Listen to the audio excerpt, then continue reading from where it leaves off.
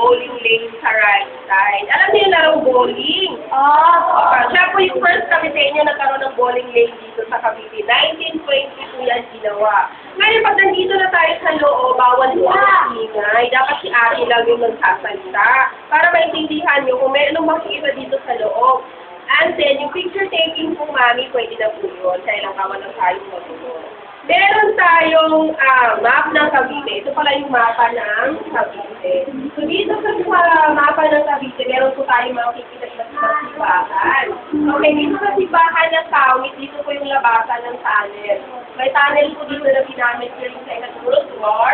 Labas po dito ng St. Mary Magdalene Church. Ang grupo po ni Emilia Aguinaldo sa Magdalo is, sa Katipunan is Magdalo, kasi devoto siya ni St. Mary Magdalene. And then, yung nakikita nyo nung nasa kotse kayo kanina, meron pong libingan sa likod, doon po siya nakalimutin. Namatay po siya 94 years old, 1964, ayun yung libingan niya na kalite. Bawal tayo mag-ingay. So, nandiyan siya sa likod. At then, yan po yung original na bahay. Yung mga marami, bahay po kulang po yung bahay niya. Bahay ng parents niya, naman po niya. Then, sa yung youngest son ng family.